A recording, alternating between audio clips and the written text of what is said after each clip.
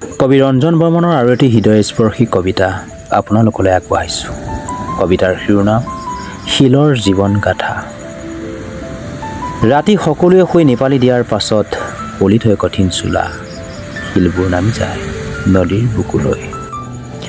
আপোনাৰ মোৰ দৰে শিলৰো হৃদয় আছে, এই কথা সূৰ্যই নাজানে। সেয়ে তপত ৰ'দত পুৰি এঙেৰুৱা কৰে শিলৰ হৃদয়। অথচ আপোনাৰ মোৰ দৰে শিলে কান্দো বুলি কান্দিব নোৱাৰে। শিল আৰু নদীৰ বুকুত বৈ আছে সভ্যতা ভঙা গঢ়াৰ ইতিহাস।